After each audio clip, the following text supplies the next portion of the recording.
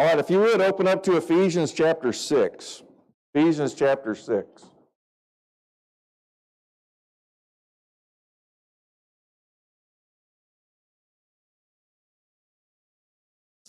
Ephesians chapter 6, look down at verse 10. Finally, be strong in the Lord and the strength of His might. Put on the full armor of God so that you will be able to stand firm against the schemes of the devil. When you notice in getting to these last few verses, just to recall again what we've already been looking at, he says, finally. He says, after you've gone through this whole letter that he writes to the saints at Ephesus, he says, make sure that you hold to these things. He says, finally, be strong in the Lord and the strength of His might. We've taken some time over these last couple of weeks to look at the physical might of Jesus, and then last week to look at the spiritual might of Jesus, and to go, this is where you're going to find strength. This is your source, this is your well to draw off of. But if you don't go there, we'll remain in our weakness. Then, in verse 11, he says, put on the full armor of God. Who is this up to? Us. These are our decisions. This is going to have to be our striving. Everything's in place. The Lord's the one who has to grant it. But to go, put on the full armor of God, says, so that you'll be able to stand firm against the schemes of the devil. Is he a schemer? He says, but notice what the full armor of God gives you the ability to handle. All the schemes. Then, look down at verse 13.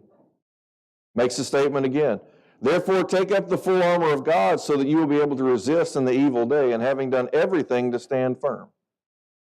You notice this theme about standing firm, full armor of God. Not just partial, but full. Stand firm. Verse 14. Stand firm, having girded your loins with truth, and having put on the breastplate of righteousness. So often we look at these things, and we want to spend maybe more time on the illustration than we do on the real item at hand. He says, loins girded with truth. He says, put on the breastplate of righteousness. Now, when you think of righteousness, what do you think of?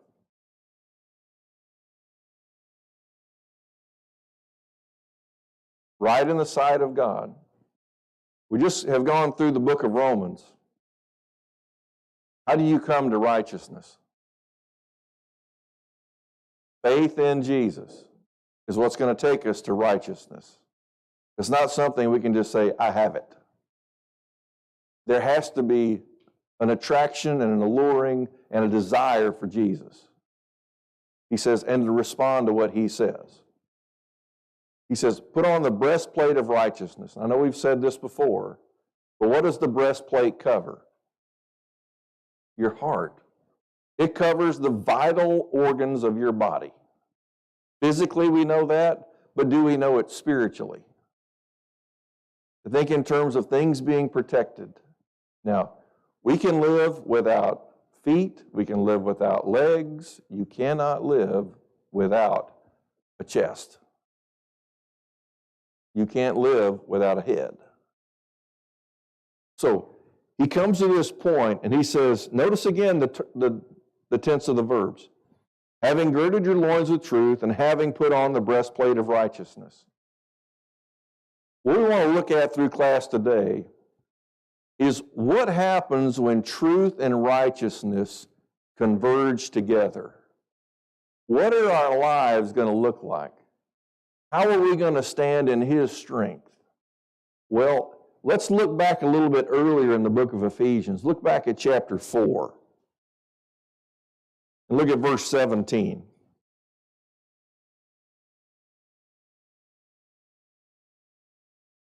He says, so this I say, and affirm together with the Lord, that you walk no longer just as the Gentiles also walk, in the futility of their mind. Where did it all go astray? In the thinking of the mind. So, going after truth and righteousness, where is it going to affect you if you push it away? It's going to affect your thinking and your mind. So, notice the way Paul says it. I say and affirm together with the Lord. Who's this really coming from? The Lord.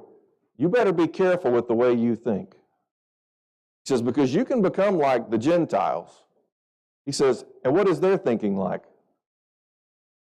Futile. Give me another word for futile. Give me a word that we actually use a lot. Aimless, worthless, useless. There's plenty of ways to think. But I want you to realize there's only one way that thinks in terms of truth and righteousness. Let them really become a part of the way we think and the way we act. Not to just let them become a part, but to let them dominate the way we think. Look at verse 18. Look at how far away the futility of their mind went. Verse 18. Being darkened in their understanding, excluded from the life of God because of the ignorance that is in them, because of the hardness of their heart. What's the root of the problem? Hardness of heart. And notice what happens when the heart gets hardened. What else does it affect? Just looking within verse 18.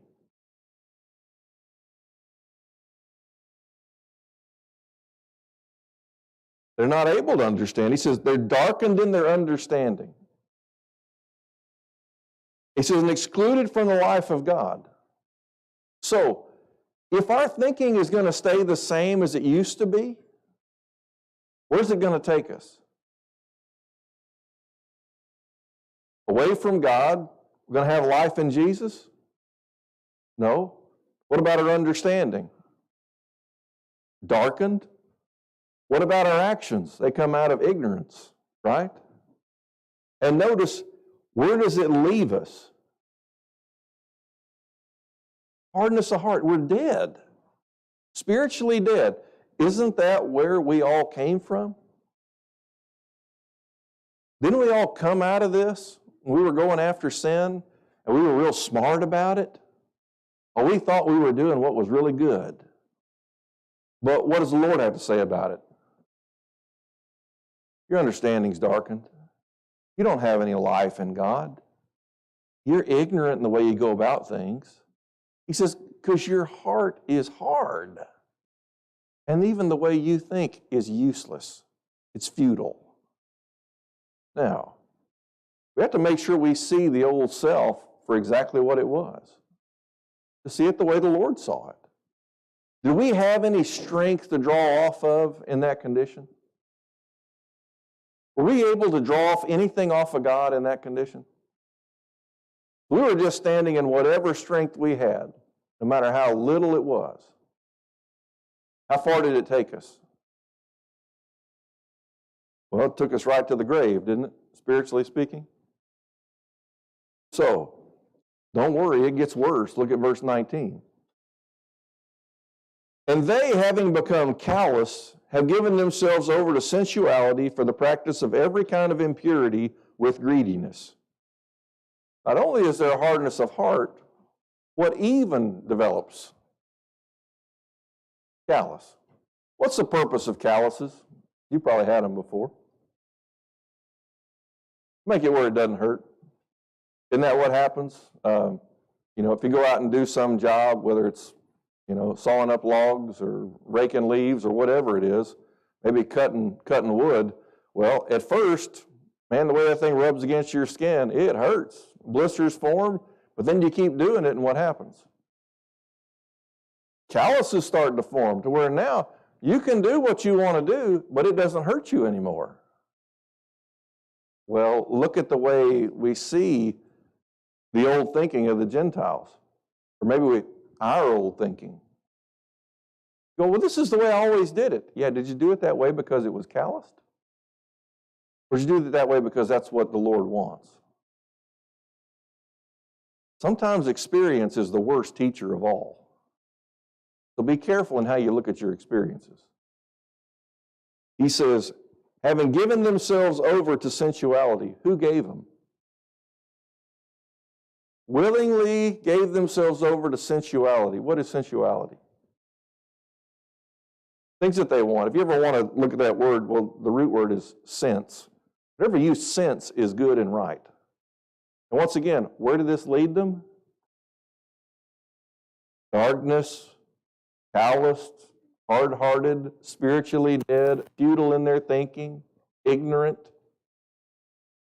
Then he says, they gave themselves over to sensuality for the practice, this is their everyday life, practice of every kind of impurity. Ever find people who are always looking for the exception to the rule? They go, well, yeah, this is the rule for everybody else, but it's really not for me. What is that? Narcissistic. Is it not impure? Is it not calloused? Is it not hard-hearted? You see, it really does get darkened, doesn't it? Now, he says, and how far do they go with their impurity? Into greed. They go, well, how can I be the exception to every rule? How can I do it my own way? Now, this is the picture of what it's like to stand in just what you have as your own strength. Pretty darkened, isn't it? Even the understanding is darkened. Then, look at verse 20. But you did not learn Christ in this way. Do any of those things have a good relationship with Jesus? No, none of them. So if that's still the way that we're thinking, I'm the exception, I know more than everybody else, I'm the one who really understands everything, how darkened is the ignorance? Pretty dark. Now, he says, you can't learn this according to Christ. We can't be looking at Jesus and think this way. Because we'll go back to death, won't we? Verse 21. If indeed you have heard him and have been taught in him, just as truth is in Jesus. Let's look at truth for a second. Just to stand in the full armor of God, it says, having girded your loins with truth. Where's this truth going to originate from? It's only got one source, right? Here it is in Jesus. Just as truth is in Jesus. So what if we start to draw off the darkened understanding of the world? You're going to be able to better stand in the strength of the Lord, or is it going to drag away every bit of strength you have? We start looking to the world for wisdom and ways to think. Now, this is some of the most difficult in everyday life because we get hit with a lot of thinking. A lot of people try to get our attention. Companies pay money to get our attention. But what is their hope? Is it really centered in on wanting what is best for you? Usually it's focused on your money, isn't it? Now, to go, be careful with what gets put in front of you. How are you going to be able to tell whether it's truth or not?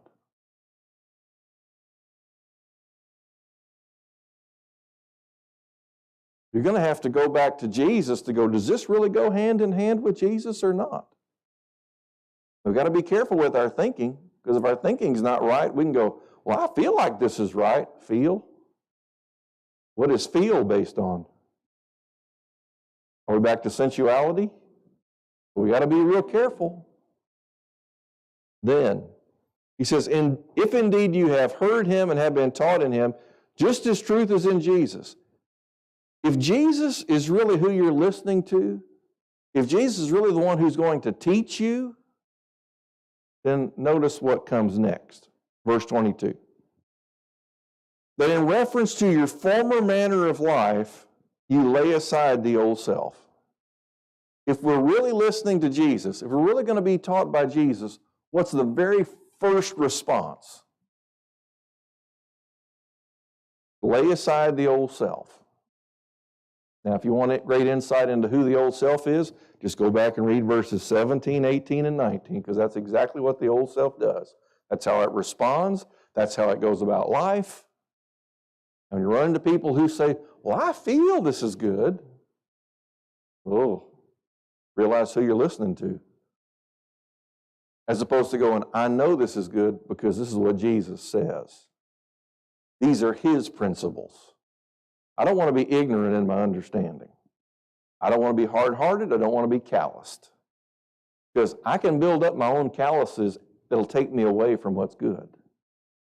Now, he says, this is the response to being taught by Jesus, to listening to him. I got to lay aside the old self. I can't hold on to this stuff anymore. It's time for that to be over. Now, notice how he continues in verse 22. That in reference to your former manner of life, you lay aside the old self, which is being corrupted in accordance with the lusts of deceit. You notice it says being corrupted? Old self going to get better? Kind of like an old tree in the forest that's rotting. Is it going to make a comeback? Not in the state it's in. It's just going to keep on getting worse and worse and worse. You ever notice that with people? Ever notice that in our own lives before we came to Jesus? The rot didn't make anything better. Just get worse and worse. You ever known somebody, maybe for most of your life, They ever chose the ways of the Lord? And you go, it seems like with every year they get worse. They stir up their problems even worse. They alienate people even worse. Should we be surprised by that? That's just part of letting the old self stay around. It's being, he says here, it is being corrupted in accordance with the lusts of deceit, depending on what they want to go after next. But it's not what's good. It just gets worse. Can you stand in the strength of the Lord and in the strength of His might, being corrupted worse and worse? No, we're just completely alienating ourselves from the power of God in our lives. Then he continues, verse 23. He says, and that you be renewed in the spirit of your mind. Where does it have to start? Where is our mind in this? Am I going to keep on thinking the same ways as I used to think? My experiences from my former life? He says, it's got to start. Now I'm saying start. This is a faith response. If you've been taught the truth in Jesus, if you're going to listen to Jesus, and I'm putting my faith in Him, I got to put off the old self, and I got to look at the way I think. Now, he says, to be renewed in the spirit of your mind. And that's exactly what he's going to be going after for the rest of these verses. Then, here's where we come to it. And put on the new self, which in the likeness of God has been created in righteousness and holiness of the truth. Now take a good look there at verse 24 and think about Ephesians chapter 6. Put on the full armor of God, having your loins girded with truth, and put on the breastplate of righteousness. So when truth and righteousness come together, what do they really form within our lives? Putting on the new self. So if I'm going to stay back in the old self, I'm never going to be able to stand strong in the Lord and in the strength of His might. This is what gets so many of us. Because we hold on to these corrupted old ways. And we wonder, how come the Lord doesn't strengthen me? Because we're still in the darkness of our thinking. We haven't come out of that. We're not truly being taught by Jesus and listening to Him if we stay in the old self. Which means we're being cut off again from God. He makes the statement here, this new self, it's in the likeness of God. Let's see. Jesus is deity, right? So if you're going to stand in the strength of the Lord, you're going to have to walk according to what's godly. He says, this new self, he says, is in the likeness of God. And it has been created. Now, who do you know creates everything? So who's doing this work within? It says God. I'm going to stand strong in the Lord in the strength of His might. He says He's the one who grants this. But we have to make the moves to change, to listen to Jesus. Because truth is in Jesus. So he puts it together. He says, the likeness of God has been created in righteousness and holiness of the truth. Now, why does he talk about holiness of the truth? Why does he use those two terms together? What is holiness about? Purity? Think about holiness. It is set apart. In other words, you look at Jesus in a way you don't look at anyone else. When someone talks to you, you don't go, well, this is just like listening to Jesus. No, it's not. Only listening to Jesus is like listening to Jesus. Only holding to Jesus is like holding to Jesus. He says, this is holiness of the truth, and truth is in Jesus. You go, is this the way I see him?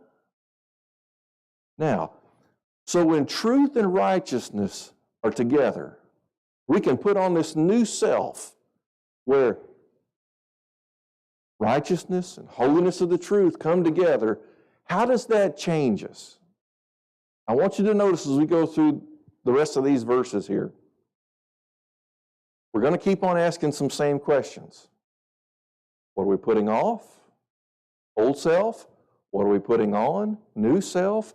And what is the thinking?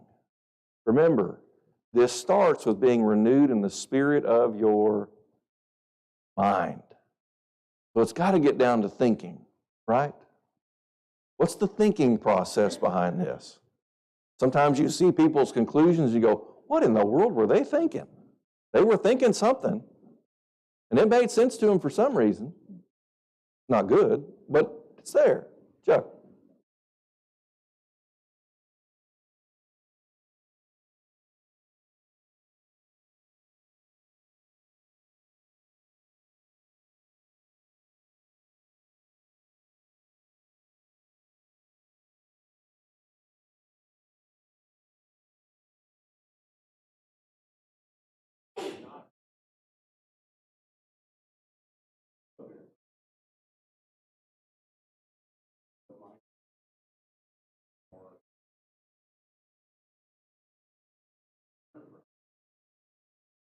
You think in terms of, here's Chuck, actions are born out of thinking.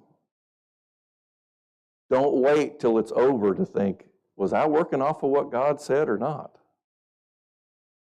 Get to the thinking before.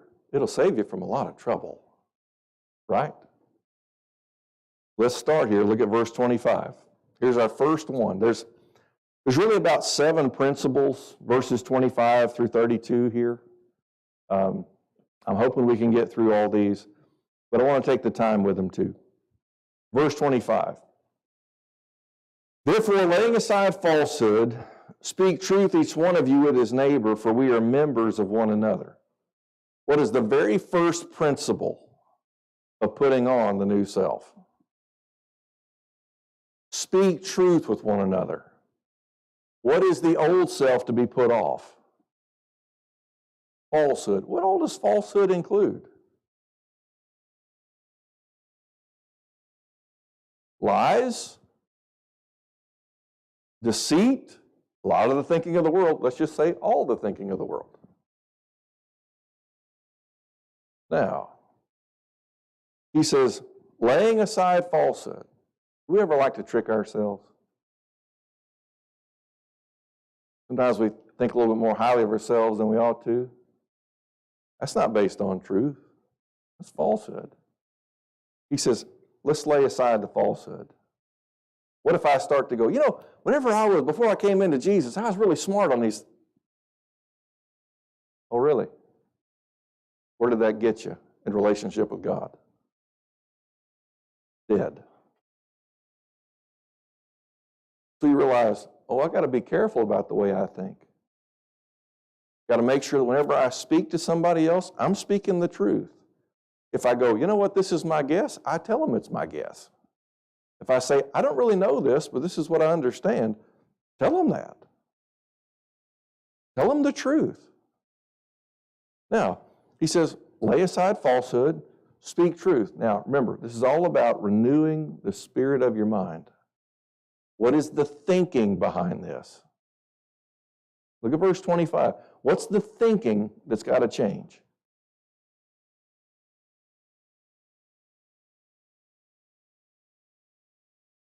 For we are members of one. I'm not in this by myself. How often is that the thinking of people? Well, it doesn't matter how these other things knock over dominoes for other people. I'm going to do it because this is what I want.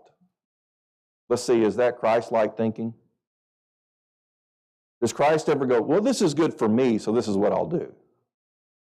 Any actions you see with him that go along that line of thinking? What does he work off of? This is my Father's will. And so I'll do it. I'm going to give myself over to honor him. I'm going to give myself over to pay the ransom for all the sinners if they will come to faith in me. You see the difference? See the difference in thinking? To go, whenever you look at what you're saying, to go, does this have a reflection on other people? Does this have an effect on other people? To go, you know what, I'm going to lay aside falsehood. I'm going to speak the truth with one another. He says, because we're members of one another. This is one body. The church is one body. Who's the head? Christ Jesus. You can look earlier on in Ephesians and see that. There's a purpose. You go, we're part of him. Ray.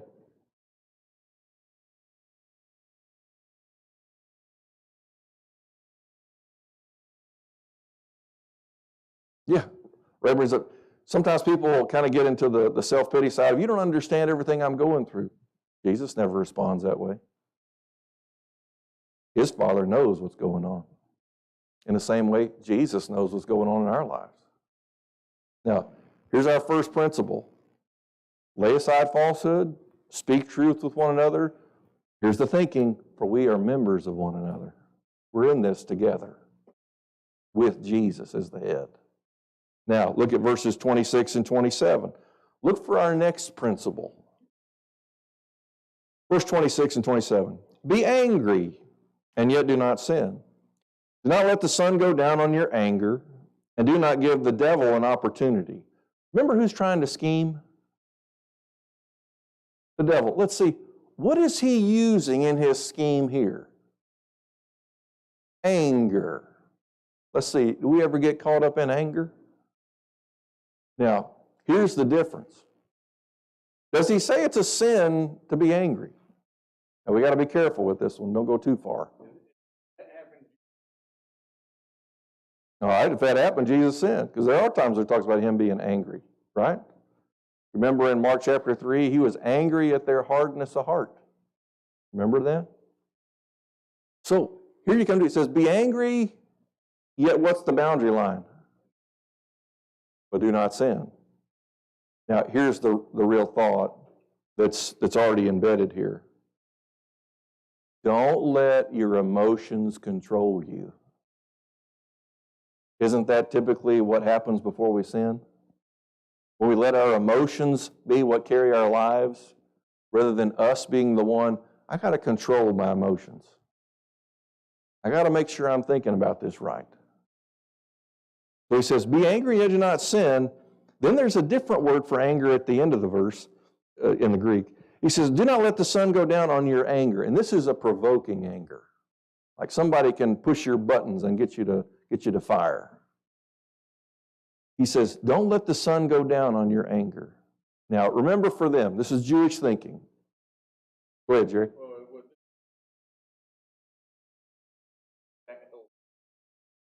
That helps. That helps. That's for sure. In Jewish thinking, when did the day end? Sunset, sundown. So he says, don't let the sun go down on your anger. How quickly does it need to be dealt with? Today. Right? If somebody really gets you stirred up about something and you get angry, when do you need to deal with it? Today. Don't let it hang around. Because remember what old self does? Does it get better or worse? So what happens if we just let this anger stir us and just stay there? It's going to continue to decay. Now, you go, all right, I got to control. I got to send. Whose strength do you need to control? We need to work off of righteousness and truth again, right? We're coming back to the full armor of God. So he makes a statement. Be angry and do not sin. Don't let the sun go down on your anger, and do not give the devil an opportunity. He's scheming, and he'll use your emotions against you. He'll stir up your thinking if he can. He'll want you to justify being angry. I got a right to be angry. No, you don't. You don't have a right any whatsoever to be angry. Think about Jesus. The things that he gets angry about are what? spiritual things. He goes in and he cleanses the temple. Why? He says, you've turned my Father's house into a robber's den. He says, you're not showing God proper honor. In Mark chapter 3, he's angry at their hardness of heart because they are rebelling against what God is trying to give them. Now, you see this all shrink down together, and you see it hold together. He says, and do not give the devil an opportunity. So what are we laying aside? Self. Letting emotions control us. What are we putting on? Say it again. Armor of God. We're choosing to say, I'm going to let Jesus control me. And how do you put away anger? He's going to come back around to that one. Chuck.